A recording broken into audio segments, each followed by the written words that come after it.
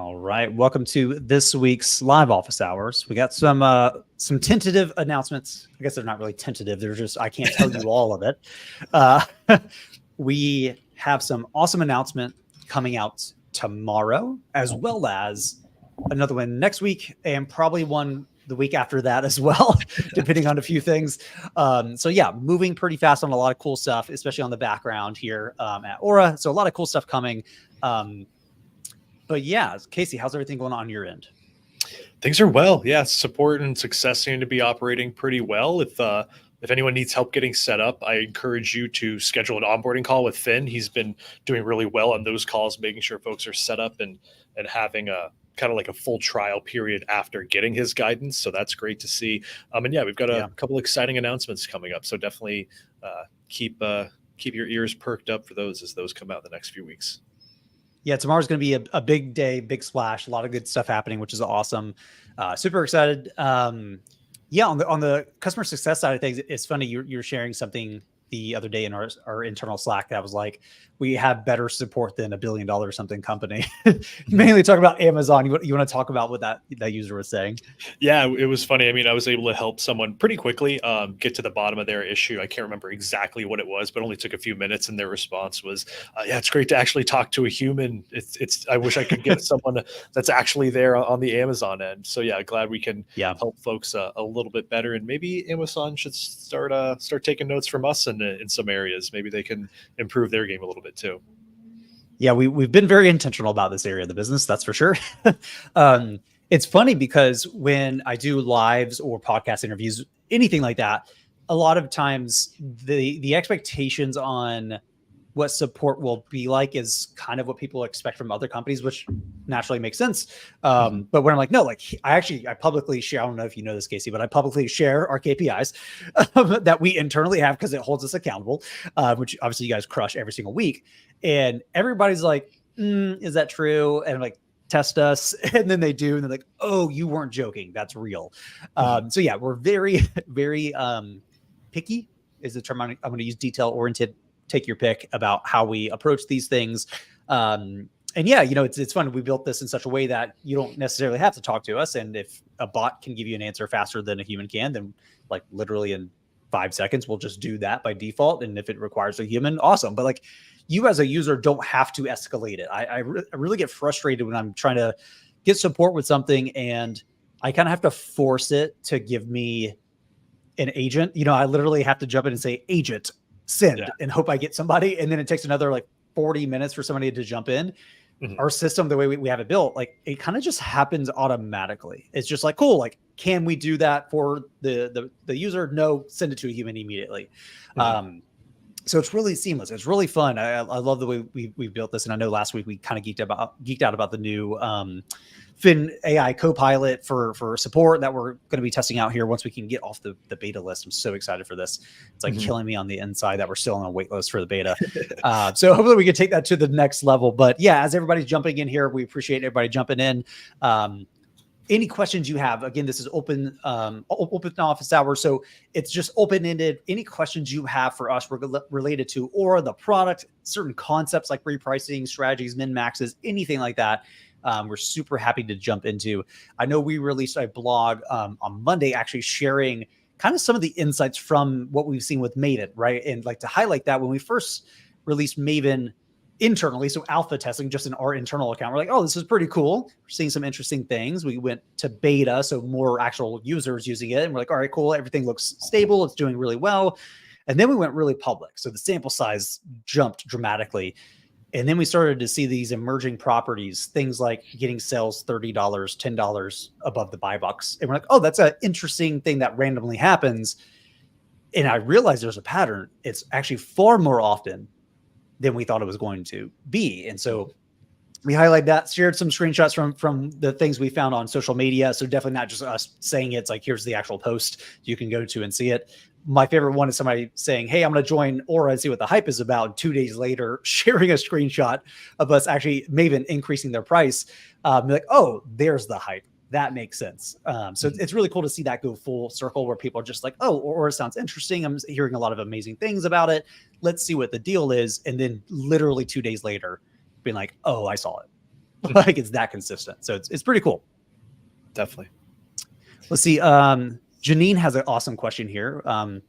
What are some of the best ways to use Aura as a new seller? I'm just using a minimum price and then a strategy. So great question here. I think for sellers getting started, especially if you're like in our early stage program for sellers doing less than 10K or is $27 a month, you get access to Maven, Hyperdrive, all these things. The thing that I tend to recommend, especially for newer sellers, is start with Maven because it's going to abstract away a lot of the complexities, but still give you amazing performance. So you don't have to, jump in, really understand how to dial in a strategy, have 5 to 7 of them for different scenarios. You can kind of just start with the most self-optimizing version, which is Maven. And yeah, have Maven set your minimums for you. When we're talking mins and maxes, I really don't recommend you set these manually. Hardly ever. There are exceptions where you kind of need to. But as a general rule of thumb, what I tend to recommend is say, automatically set your mins using the strategy builder. So if you're using Maven, that's the only setting mainly. You can say, cool, I'm going to do 20% ROI, whatever makes sense for you. And then maxes, let Maven handle maxes for you.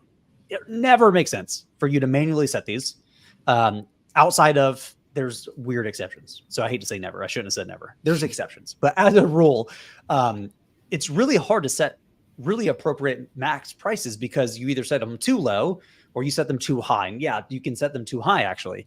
So Maven handles all these things for you. So if you're like, I'm getting started, there's a lot of complexity, here, how do I do the 80-20 on this? The 80-20 is assign it to Maven, allow Maven to calculate the mins and the maxes for you and have your costs imported in. If you're doing that, and obviously use Hyperdrive as many credits as you have, if you're just doing those, you're going to do incredibly well. Everything on top of that is that last 20% that you don't really need to worry about quite yet. Casey, anything you wanted to add on to that? Yeah, I would definitely agree with that. And then once you kind of get through that initial test period, maybe it's 3-4 days, maybe it's a week, and you're finding Maven's not as effective on a handful of listings, that's when you maybe want to adjust to a more rules-based strategy. We typically recommend the buy box targeting strategy in that scenario. And just one point of clarification is Maven's not designed to target the buy box. If that is your main priority for a listing, then you'll just want to use that buy box targeting strategy. But Maven's going to find that optimal price for sales velocity and profit margin. It does take a little bit of time for it to gather data on each listing, whether it's competitive seller price updates or buy box data as well. But those are definitely the things that I recommend to get up and running. And then specifically with Hyperdrive, that's the main differentiator between us and other repricers out there, just being able to deploy your price updates as quickly as possible. So I always recommend using that on listings where you do have a decent amount of competition, just because being able to submit price updates more quickly is going to be more impactful when you're competing with 10, maybe 15 other sellers, as opposed to maybe 2 or 3 other sellers. So definitely kind of building off of what you just said there, Dylan, just a couple other tips and tricks, if you will. Yeah, totally makes sense. Yep. Yeah. A lot of where sellers get stuck when they're getting started with repricing is like the conceptual side of like what's the right thing to do. And so you brought up one thing, which was like, are you attempting to maximize time in the buy box? Historically, and I kind of mentioned this in this last week's blog post, a lot of how you measured success of your repricing tool was not just increasing sales, although some people did that. I think that's way too naive because I can drop your prices, increase your sales. Technically, are you happy? Not really. So the other version is, well, increase the buy box ownership percentage. Again, how do you increase your buy box ownership percentage? You have a better offer. A better offer typically means a lower price. So like, does it work? Yeah. Then that's kind of like the crux of the oscillation strategy. The problem is there's far more variables at play. And so I'm glad that you brought up, hey, Maven's not designed to maximize your time in the buy box, which sounds so counterintuitive, but this is why I keep saying it's a different perspective you have to take when you're conceptually thinking about repricing. What is the desired end result? Well, for Maven, it's finding the balance between sales velocity and profitability. If I just wanted to maximize sales velocity, that's where you would see a huge increase in buy box ownership percentage, but at the expense of profitability. The inverse is also true, right? If I'm maximizing for profitability, I'm going to see less buy box ownership percentage.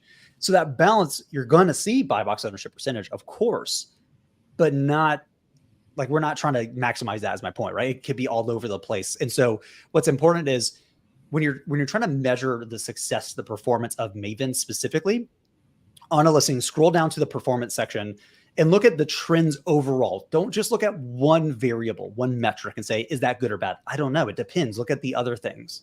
And so, yeah, you have to keep in mind what it's designed to achieve and then make decisions based on that, right? Because it's going to do what it's designed to do. And so I mentioned when we first started this conversation that we're seeing a lot of sales above the buy box, $10, $30 above the buy box.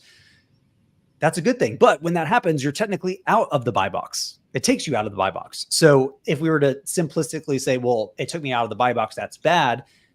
Well, no, because you got a sale like $30 higher. Are you upset about that? Probably not. We're in a good position here. So I'd like to kind of highlight how to think about that, because Maven, especially transitioning from a rule-based strategy, is really difficult for some people just because it's fundamentally different in how it's built and designed. And so you can't apply the same assumptions to Maven as you would a rule-based strategy, just very different. Mm-hmm. And I see Janine did just follow up. In that case, looking to maximize profit there, Janine, I would recommend that Maven strategy. That's going to be the best for that. Like Dylan said, if you're trying to maximize sales velocity, or that's your main priority, that's when you're going to want to flip to that buy box strategy. Obviously, just being in the buy box is going to increase visibility, not invisibility, rather, visibility on a listing. So that's going to increase that sales velocity for you. But if profit's the main goal, definitely use Maven. That is our announcement for tomorrow. Actually, we're allowing sellers to become invincible. We do have a big announcement tomorrow. It's going to be awesome. You're definitely going to see and hear about it. It's not invincibility. I wish it was. That'd be awesome. See, Mike has a question here. Was wondering how the update for adding extra costs so you don't have to do it manually. Example, prep fee, shipping fee, storage fee. Just wondering because currently I have IL integrated turned off to input the appropriate costs. Yeah. So before, Casey, I want to have you dive into this.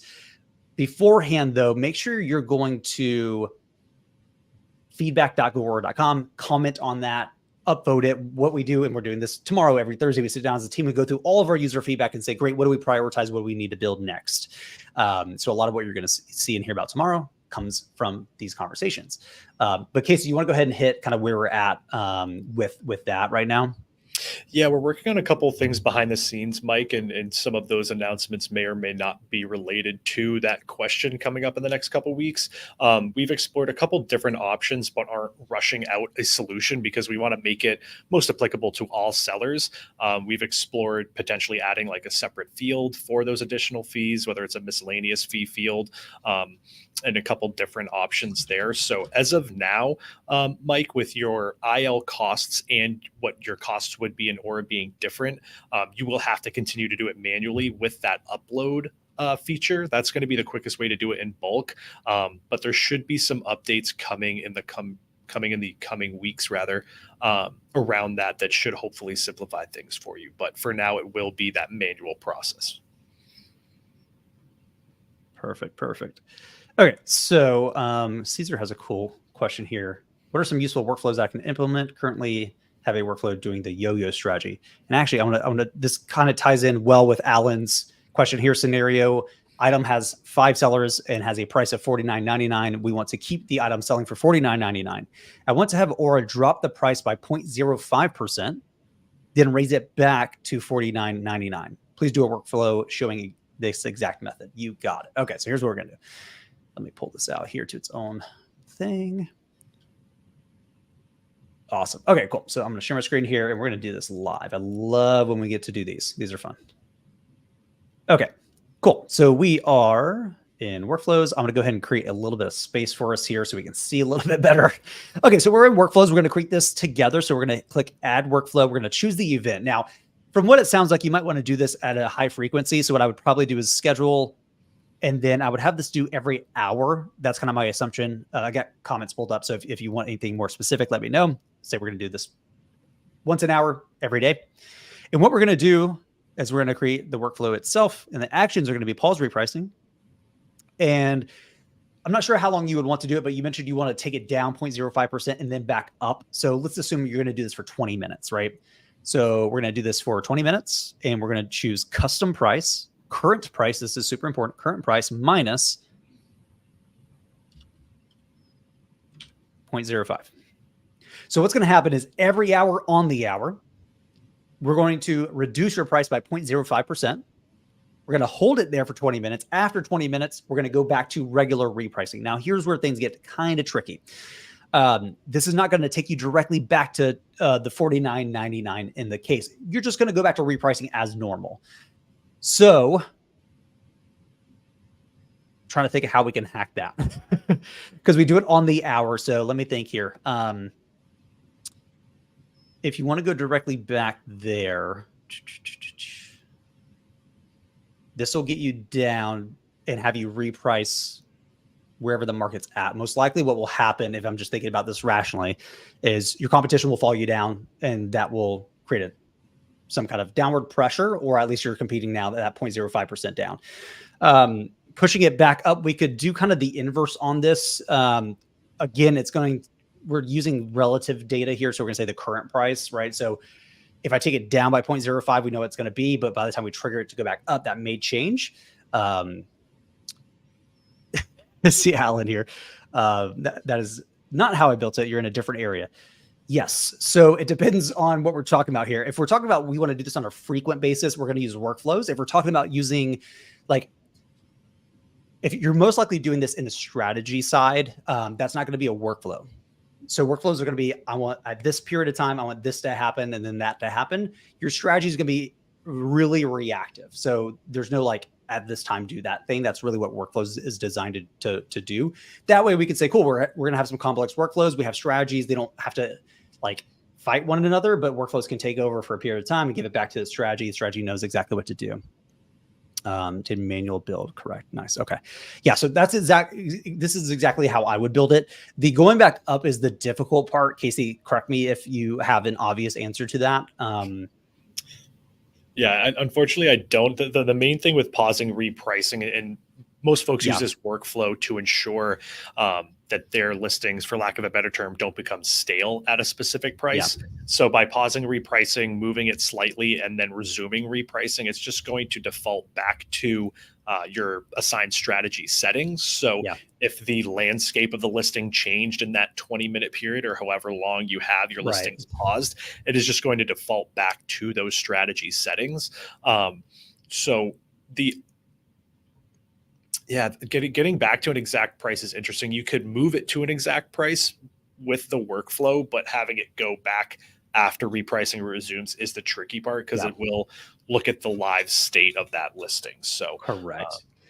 Here's one thing that comes to mind for how. So basically, I would create a secondary workflow. This may or may not work. It depends on how it's, because again, every workflow, if you're doing it on the time, it's going to be on the hour. So there could be a race condition here, meaning like, the thing we want to trigger second could technically trigger first. Here's how I would think about testing this is I would do a pause repricing again. I would hold it for the same amount of time.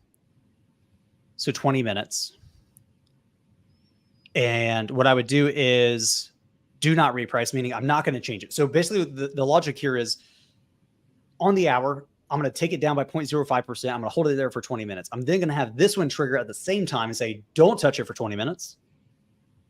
And actually, that's not going to work. It's going to override it. Never mind. That's not going to work. Yeah, I think they might clash. That's a good question. Yeah, it's a good question. That's a tough one, actually. That's a real tough one.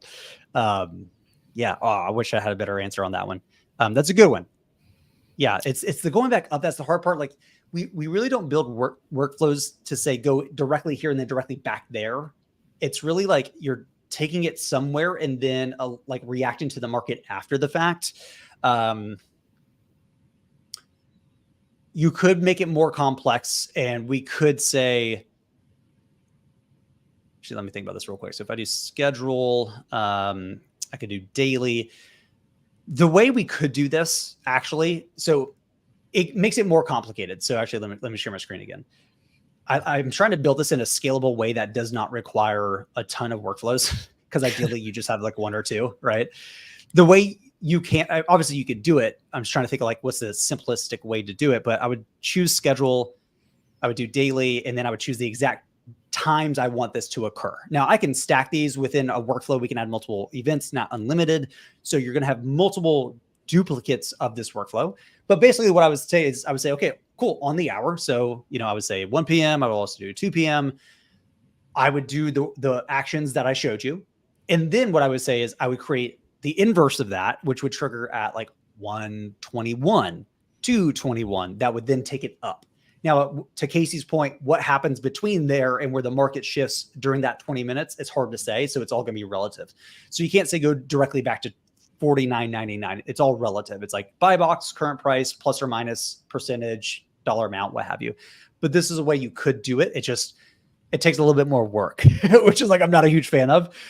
So yeah, you could definitely do it. That's what I would recommend. It's not like I was hoping we could do it with one, if not two workflows in total, but not quite. So let's see. Great question though. Let's see, Janine. Thanks, guys. As a new seller of 4 months, I think your software is awesome and recommend to everyone. Where do we find information on learning workflow strategies? Great question. So I would say go to help.goor.com. Let me pull this up here for you. So all of our support documentation is housed there. Also, if you're just in your application, the bottom right, you're going to see a blue dot. You can click that and you can actually search the help desk articles and chat, all that stuff in that little pop-up. So it's all integrated, which is nice. So you don't have to go run around, try to find it. But that's where you're going to find a lot of the best practices for how to build these things. Nice. Let's see, Martin, I'm using Shopkeeper to track my inventory. Do you have a plan to link with them and be able to import my costs? We don't at the moment. However, I would highly recommend that you go to feedback.goor.com, submit a request there and just be like, cool, I want a Shopkeeper integration. That way we can see all the upvotes. We can have questions. We might even, if it makes sense for us to do it, we'll pull you into beta test, things like that. So make sure you're adding your feedback there. Let's see, see Mike here. So I use all Maven for strategy. Would this be beneficial to add a workflow, say increase $1 and use it, go back down or go back to Maven after 15 minutes, or does Maven use strategies already? Yes. Great question, Mike. Actually, I love this one. So Maven, when people say we have the yo-yo strategy, there's a few different ways of developing this. What a lot of people do is they have a regular rule-based strategy where they're targeting the buy box. Then they create a workflow that says, great, once an hour, take my price up 30%, $5, whatever makes sense. Hold it there for 20 minutes, rinse and repeat. I think if that's your only option, that's probably going to do very well. The issue though is that's very time bound, whereas it really should be behavioral bound. What I mean by that is instead of saying on the hour, always do this, it should be when's the best time to do this. And that's so fundamentally different for every single listing, every one of your competitors, as time changes. And so Maven actually does things like this for you, which is why you see on social media people showing, hey, look, it got me a sale 30 minutes later for $10, $30 higher than the buy box in my previous sale. Why are you getting things like this? It's because we're able to strategically decide when it makes sense to raise your price and do these certain activities and behaviors versus you just saying on the hour, do this thing. That's probably going to get you 60% of the way there. Our goal is to get you a little bit further, closer to 70 to 80%, with you having to do far less of it and having to create the workflows and all that stuff, right? So because workflows, when we're talking about the context we are, can be very rigid, you end up missing out on a lot of the upside, whereas Maven can do that in real time for you. But Casey, anything you want to add on to that? Yeah, I would definitely agree with that. Specifically using like the pause repricing workflow that we just went over, that's going to be best to ensuring your listings don't get stale when assigned to rules-based strategies. But as Dylan just mentioned, Maven applies everything in real time, whereas rules-based is going to be very dependent on the current state of a listing. So with Maven, I wouldn't necessarily recommend that workflow because regardless of, or for however long you end up pausing that repricing, it's going to essentially eliminate Maven's intelligence for that duration of time. Right. Whereas with the rules based, you pause it for 15 minutes, and then whatever changes happen on that listing during that time, that it's going to resume and follow your strategy settings. So definitely not necessary to use that pause repricing workflow if you're just using Maven. Yeah, it's kind of like if I took Casey, who crushes our support and success, and said, hey, do it, but I'm going to put one arm behind you for 20 minutes once an hour. He's going to have some limited capacity. Yeah, so I like your analogy here of like, basically like limiting the intelligence. That's exactly what's happening in a lot of cases when people are kind of stuffing workflows on top of Maven.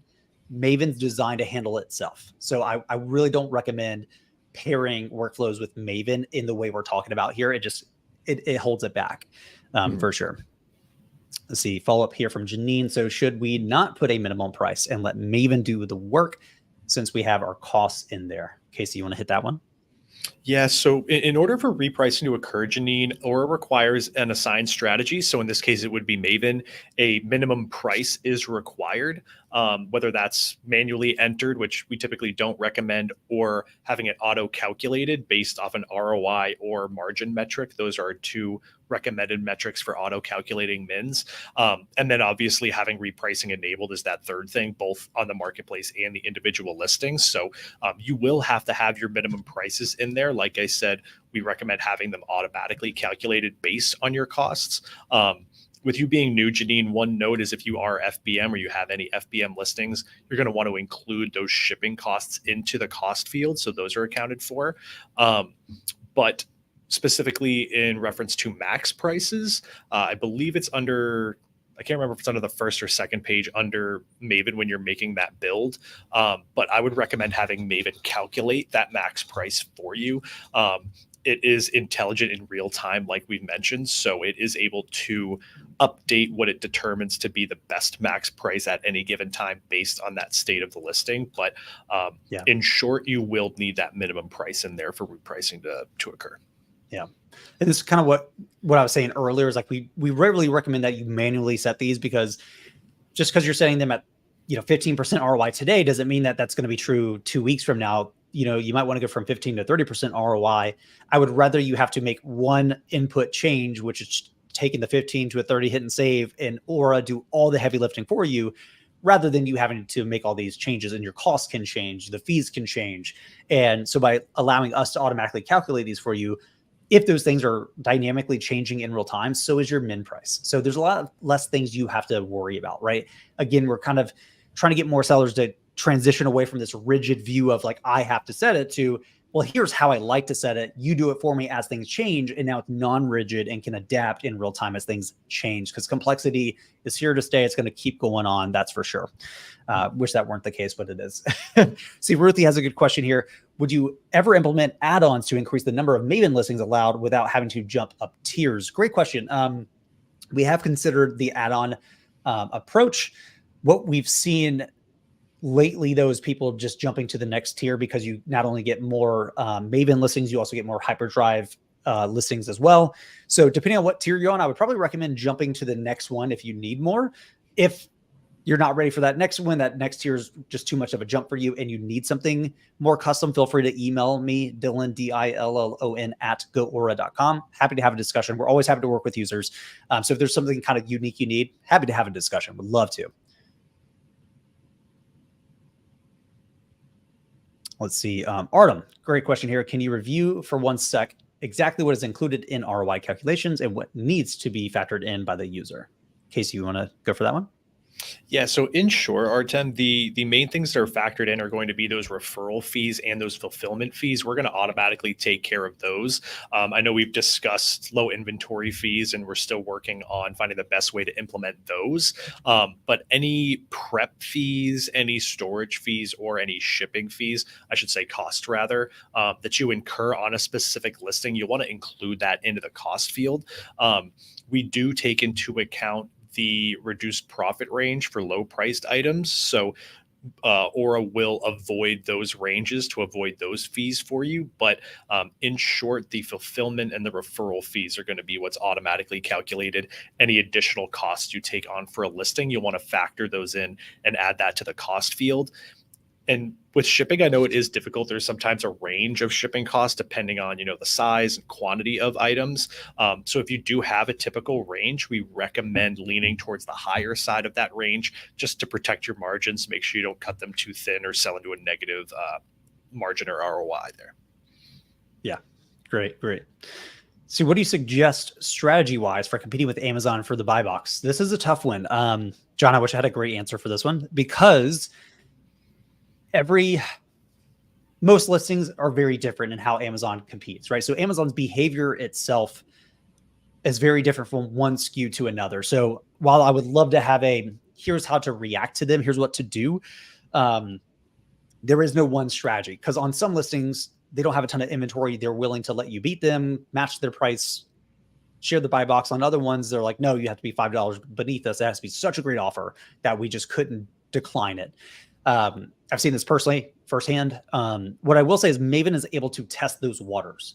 This is the nice thing, right? When we're talking about Maven, it's also testing your competition to understand what's true, right? So if it's like, cool, like you're beating me, I'm not getting in any of the buy box, I need to become a little bit more aggressive, and we reprice, let's say 1 penny below, and it doesn't pull it, we go, okay, well, that's weird. Let's try 2. Okay, let's try 5. We'll test the waters to see what's true and what's required. And then if we know, because I've seen personally and with users that on some listings, I could be 30 cents beneath Amazon, even though they're competing, and I can pull it. On other ones, I have to be $5 beneath. Well, what's the difference? I don't know, right? All I can do is assume that because they have far more inventory, they're less likely to share the buy box with me. And so Maven is able to test those waters individually per SKU and be like, oh, cool, for this one, 30 cents seems to work really well when I'm competing against Amazon only. If another seller jumps in the buy box, we're not going to be 30 cents beneath them because we may not need to. We can probably match them, raise the price, and be okay. On this other one, I may find that I have to be $5 beneath Amazon to pull the buy box to get any kind of sales. Great, we'll do that. And those things can change, right? Just because they're not letting you compete today doesn't mean they're going to continue doing that tomorrow. Things change rapidly. And so that's something to keep in mind. So in terms of like the right strategy, role-based, don't have one for you. I wish I did. It just totally depends on the behaviors on that listing, but Maven's able to handle, again, 60 to 70% of the Amazon specific kind of craziness we're able to handle really well. So I would say default to using Maven there. And if that's not really performing as well as you had hoped, that's when I would fall back onto a custom role-based strategy and say, okay, well, cool. Well, I know exactly what Amazon's doing, what they're allowing me to get away with. I'm going to build a strategy just for that SKU that's going to handle that perfectly, and we're going to move on. I wish there was a better answer, but Maven's going to handle the vast majority for you.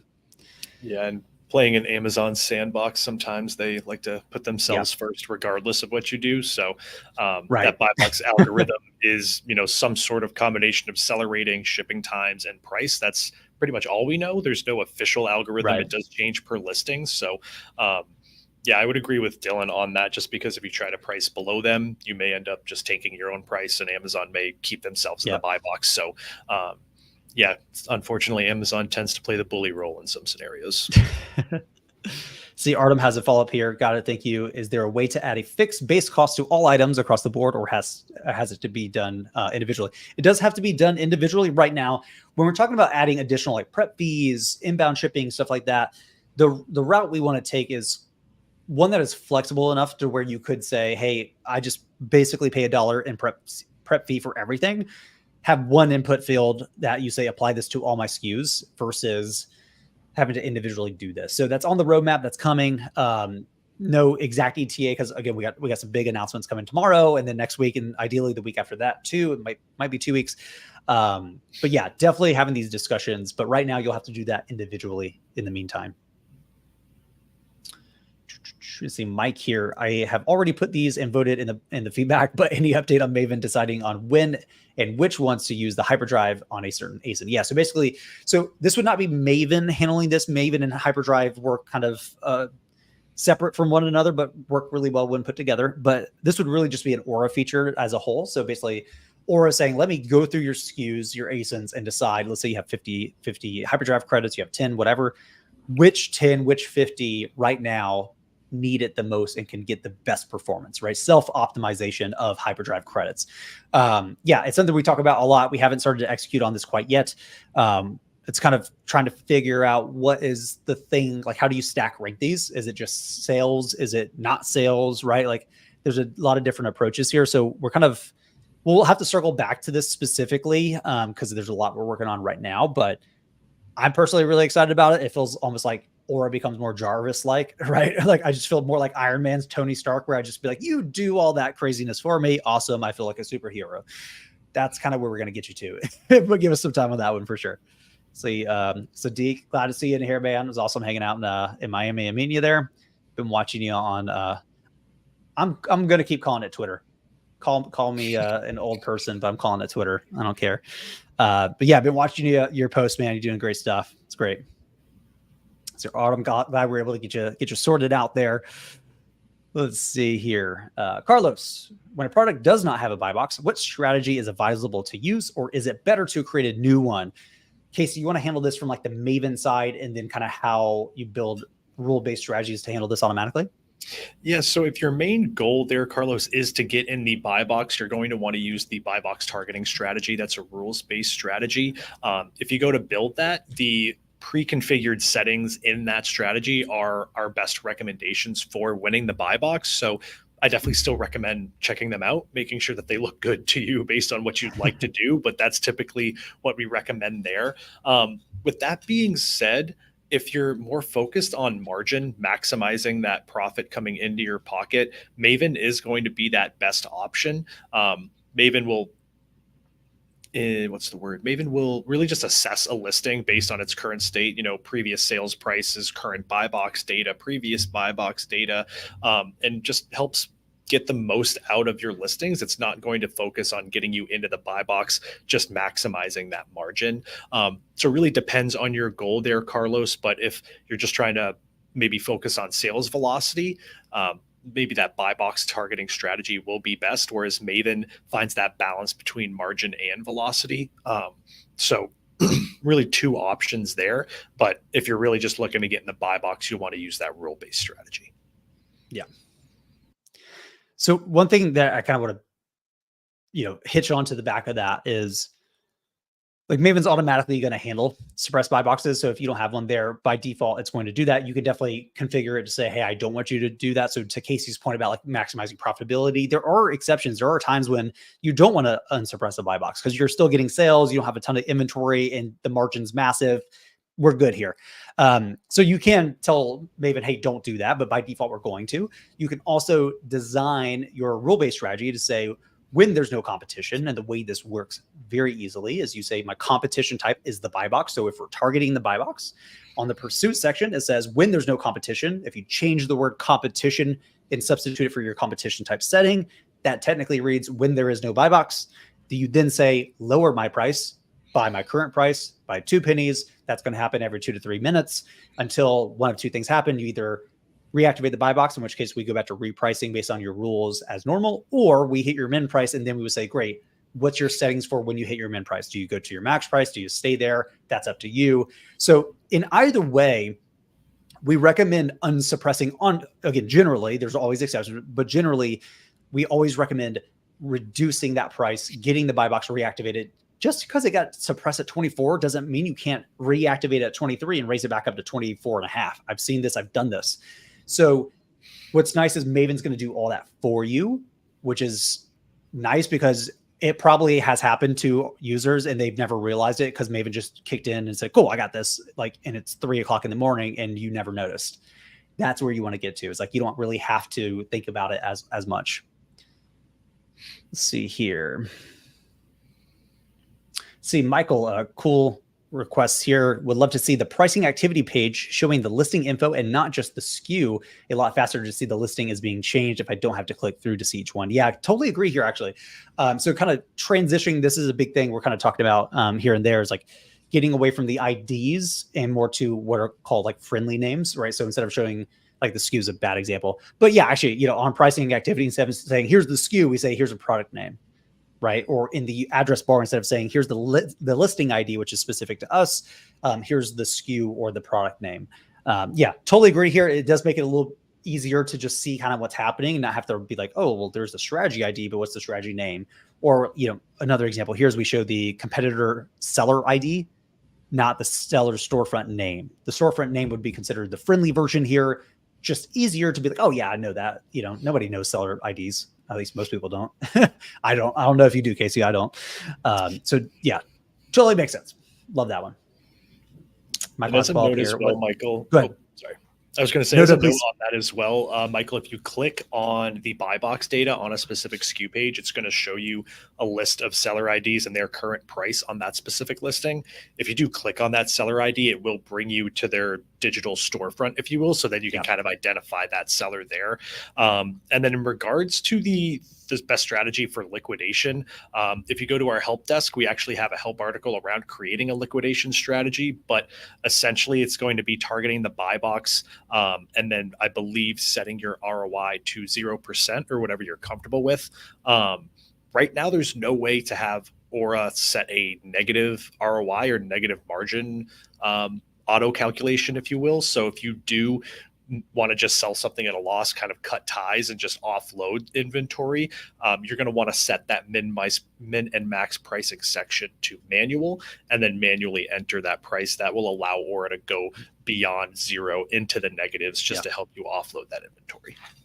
Exactly. Yep. And you can go to help.goaura.com or use that in-app chat. Again, both link to the help desk articles. Common thing. So we definitely have a great answer for you there, which is awesome. Let's see. Next one, Janine. When I log in Aura, the alerts button shows I have items with suppressed buy box. Take action. What I need to take? What action? So basically what's happening is Aura is saying, hey, you have listings where the buy box is suppressed, and we're saying we need you to fix that. How do you fix that? Well, there's a few ways. What we just talked about, which is like your strategy ideally is doing this for you. Not everybody sets it that way. So actually, if you go to help.goaura.com and type in suppressed buy boxes, we have an article showing you exactly how to set up your strategy to automatically handle these. So if you're not, I would say your next clear action is go read that article, make those changes, click save, and then Maven or your rule-based Maven, depends on what you got going on here, is just going to automatically handle that for you. If you find that your price is still too high, like your min price is considered even too high, that's when we need to start thinking about liquidating. Because if that's where the market's at, that's probably a bad buy. We need to go ahead and push that price down, get our inventory, get our capital back, reinvest it. So it kind of depends. What I would say, Janine, is I would actually have you reach out to us in support with that SKU and say, here's the SKU. Let us take a close look, see what strategies are using. Basically, we can help analyze for you. Because I remember you're the newer seller. Let us jump in, analyze, and say, here's what's happening. Here's what we recommend and why. That way, you don't feel like you're having to figure this out on your own. Let us kind of show you how we think and analyze SKUs and the decision we would recommend. That way, you make the right decision, but you also learn how we kind of came to that conclusion. I think that's going to be incredibly helpful for you. So I would definitely reach out to support. That bottom right, there's that blue icon. Click there. Give us the SKU. Give us the brief synopsis of what's happening, and we'll jump in and help. Let's see here. See, Mike, awesome. Thanks for the responses. I like listening to your other interviews on other platforms about the latest AI advancements. Do you have any podcasts that you talk about any updates or latest trend that you see coming for AI technology outside of even with Aura? Well, there's the can of worms open, Casey. I think we can geek out with AI. So there's a handful of things. Actually, let me show. I'll do this because I did write a blog post. There's a few blog posts actually so I'll show you these because I think it's super interesting. So the first one is going to be the future, what AI and robotics mean for sellers. So this is me really diving deep into kind of what the future looks like. And I bring up specific examples of companies like Rabbit R1, Induced AI, Crew AI that are building AI agents. So I think at a very high level, you're going to transition from virtual assistants to digital assistants. So everything your VAs are doing, they're in the Philippines, they cost $8 an hour. We'll be able to get those tasks down to like pennies per hour and way more consistent. They're not going to have tsunamis. They're not going to have, internet outages, anything like that. And to hire 10 people is time consuming versus saying, cool, give me 10 more of these AIs. That's just a click of a button. So everything your VA is doing is moving if we simplify it, you're moving information around either on their computer locally or on the internet. And they're making decisions and analyzing information. Well, analyzing information, AI is pretty good at. Moving information around, AI is pretty good at. It's the decisions that it's getting better at. And obviously it's the cost, right? So it cost is dramatically becoming cheaper and cheaper and cheaper. And so these things are happening relatively fast. And then less applicable to the average seller, but robotics coming into like prep centers, things like that. There's like Tesla Bot, there's Figure, forget what they call it, but Figure is a great company. They're doing some cool stuff there. These are going to get relatively cheap. So that's going to change a lot. And then I did write AI tools you can use now. So these are some of the ones I personally use consistently. So Perplexity, I use that over over Google. So my default is Perplexity now. So whenever I open up a new browser tab, this is where it goes. I can say, who are the founders of Aura, the Amazon repricing tool? Let's do software. And so instead of me typing this in, clicking through all the links and all that stuff, it's doing that for me. It's analyzing it. It's coming back and saying, cool, here's the answers. And it's not just looking at links. It's looking at images. It's looking at video transcripts, right? And saying, cool, it shows Dylan Carter, James Yanyuk is here, right? And like, it even knows, like it's searching everything. And it tells me, cool, here's where I found this. Here's where I found that. It knows that James was a computer science major from UMass who focused on AI. Right. Like, so I'm able to get these answers dramatically faster. So that's one. Lindy is a pretty cool company. It's Lindy.ai. They're beta right now, but they're basically allowing you to build these agents using natural language, which is pretty cool. There's Mindy, which is like basically the same thing via email, a little bit more restricted. And then the Rabbit R1, which is a actual hardware device. So to directly answer your question, I don't have a podcast or anything where I exclusively talk about AI. I try to sneak that in wherever I can elsewhere. But there's a lot happening. I think just at a high level, there's so much here. If you're not exploring AI, if you're not thinking, I'm not a hype man about it. It's just like, it's here, it's real.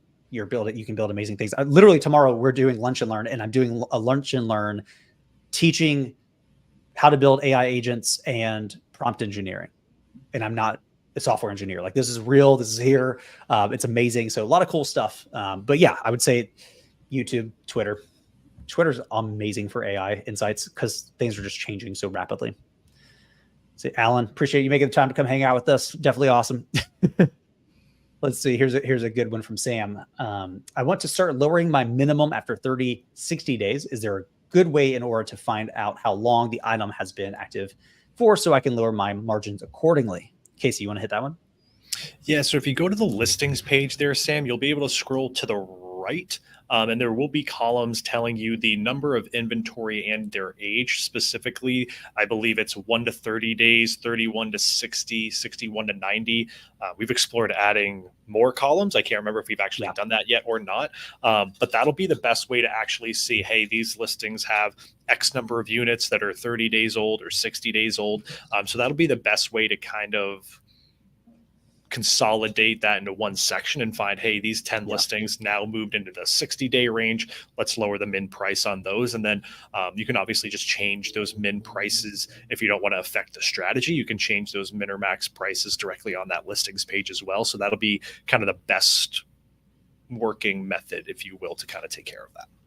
Yeah, exactly. Yeah, we'll add, there's a few gaps there, so we don't have all of the breakouts. We're actively working on that now, so we'll have that there. But yeah, you can add those, especially if you go into the listings tab, top right, there's a plus icon, click that, choose the age of inventory you want to add and see. Those will be added as columns. Now you can go through and sort, which is going to help out.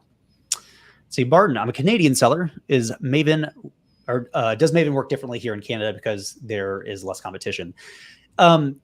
Not necessarily. What's nice is it kind of depends on what type of competition, right? Like, how we define competition is, I think, relative. So like, competition could be number of sellers, could be less sellers, but more volatile, meaning they reprice more heavily or they're more aggressive to push the price down.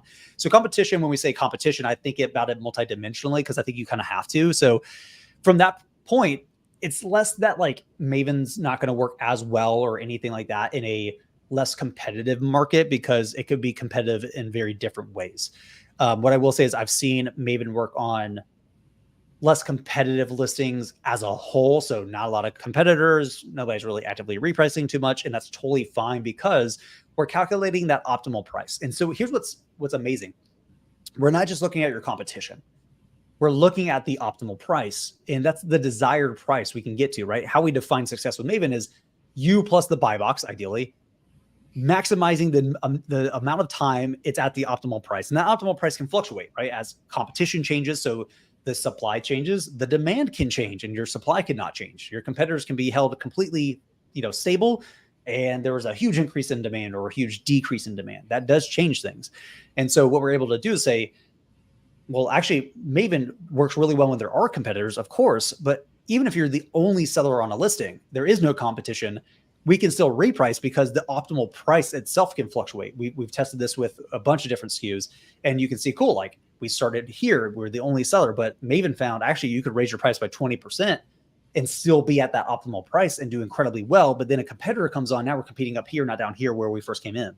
So it really doesn't matter, if there's less total number of competitors than more, although it's a variable certainly, but it's not going to like make it not work. So I would say, still default to Maven there. Yeah. Anything you want to add on to that, Casey? Anything you've seen? I mean, I think it's going to perform exactly as it would on the US marketplace, with the exception of just having less data to base its decisions off of. That's really the only difference. If there's less competition, then it has less to observe. But the logic is still going to be consistent between those marketplaces, just looking at less number of competitors, probably less number of price updates, things of that nature. But I would not hesitate to use it on your Canadian marketplace. I chat with customers every day that have it active on both marketplaces and don't see any drastic differences between the two. So yeah, definitely feel free to use that there, Martin. Yeah. So here's a follow-up from Sam. Didn't know about the age of inventory filter. Yeah, it's kind of tucked back in there. So yeah, happy to you were able to discover that. So is this grabbing data from when the inventory was uploaded? So it's not. So this is not an import. We do have an import specific column. That's when it was imported into our system. Age of inventory data is coming directly from the Seller Central, the API itself. So they send over that data and we say, great, we're going to show that. So we're not really calculating that. We're just showing what is there. So what was the question here? FC transfer. So how does that work with FC transfer? I believe it's still going to be like in their system. So if I'm not mistaken, and Casey, correct me if I'm wrong here, if you know any different, that it's still, the age doesn't really change. Like it's still in the system. Like I think it begins aging once it's like once it's made fulfillable. But if it goes through like a secondary, like a good example here is we have some in our testing account that it's been live for a month. And then Amazon's like, cool, we're going to FC transfer all this. That doesn't reset necessarily the age of inventory because it's still been in their system accumulating space. It's like storage space is the issue. So if I'm not mistaken, that doesn't change it. I believe that's correct. Yeah, I think that quote unquote timer starts when it becomes fulfillable, but it doesn't reset when it goes FC transfer until those items are sold. So I believe we are on the same page there. Yeah. See, Michael, what does the NA mean in the age columns? That means non-applicable. So kind of like if you're looking at like a Google Sheet, Excel, basically it just means you have none there. So it's just not applicable. Yeah, that's all that means. So Yusuf, how does Maven work? Love this question. Casey, I'm going to put you on the spot here. Sure. Yeah. So the main three things it looks at there, Yusuf, is going to be sales data. So different price points where sales are coming through, buy box data. That's going to include the current buy box price, as well as various price points where the buy box became either suppressed or unsuppressed. And then also the current state of a listing. So that's going to be the competition and how they're currently pricing on that listing. Maven's going to observe all of that data in real time and adjust accordingly to find what it just considers to be the best price for sales velocity and margin. To be clear, it is not going to focus on targeting the buy box. It's often that price that it finds best is above the buy box, maybe slightly below. Typically it is above the buy box because it is focused a lot on that margin portion as well. So that's very high level how it's going to look at a listing and figure out what it should price your listing to. But I do encourage you to check out our help article on Maven's logic.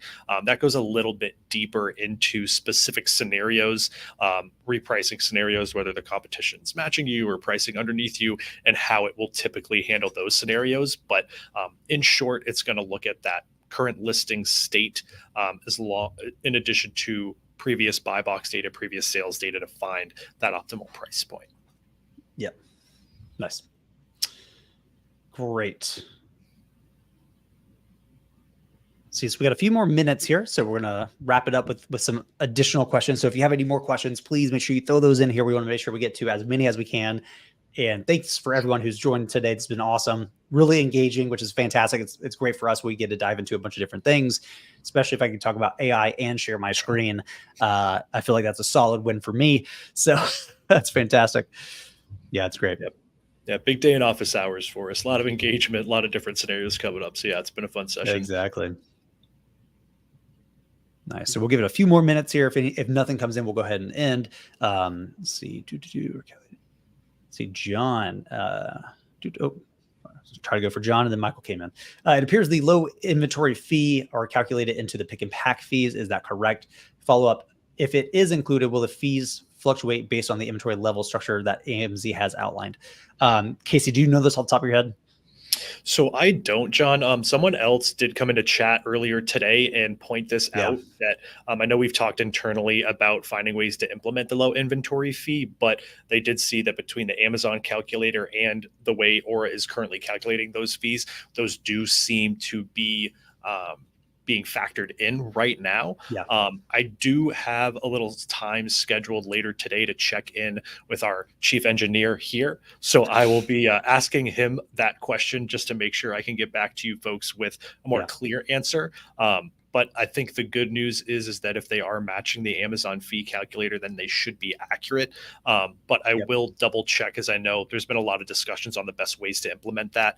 To my knowledge, we haven't factored those in, but if it looks like they are being factored in, I don't quite see that as a problem. So, but unfortunately, no direct answer for you there, John.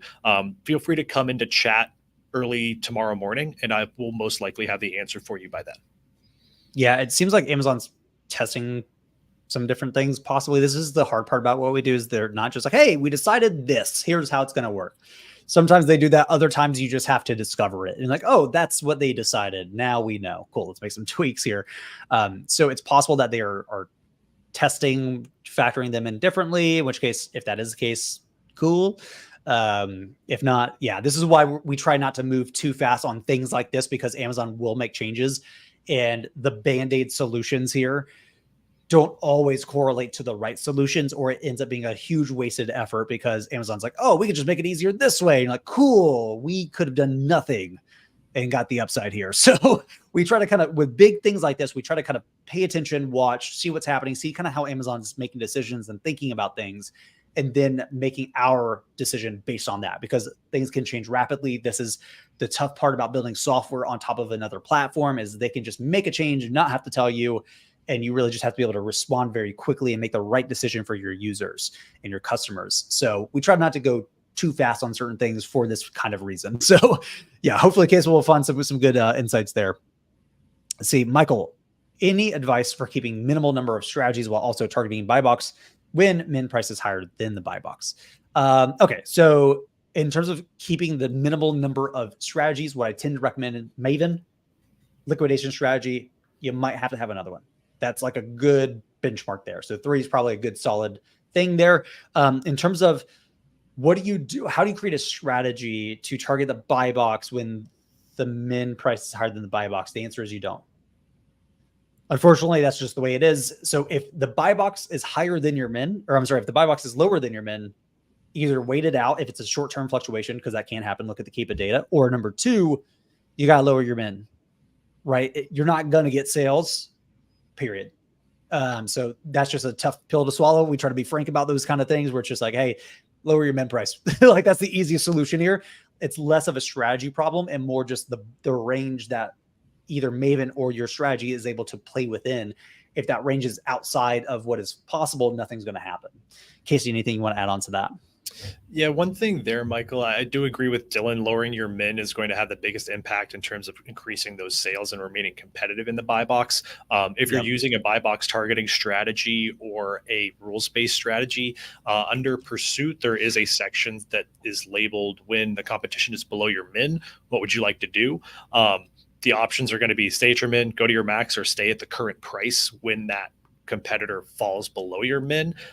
In this case, I may recommend that third option so that you're not shot up to your max and really creating a larger gap between the buy box and your current price. If you just stay at whatever price you were at when the buy box fell below your min price, that may be more advantageous until it comes back within that range. Otherwise, staying at the min is going to be the best option. But yeah, unfortunately, not really a silver bullet there. The min may have to be dropped slightly to remain competitive. Yeah, great answer. John, we appreciate you. Thank you. Awesome. So we're going to end it with that. This has been a fantastic session. So again, everybody, thank you for joining us. Thank you for engaging, giving us comments, questions that we can dive deep into. Hopefully we provided a ton of value here. Again, we do this every week, every Wednesday from 2 p.m. to 3 p.m. EST. This is open office hours. So we will come with a light agenda, but really the focus is what questions do you have? How do we help give clarity to you? And how can we unblock more performance for you? So hopefully you got a lot of value out of this. If you did, please reshare it. We want more people to get more value out of it. And with that, we will end it there. Casey, till next week. Yes. See you then, folks.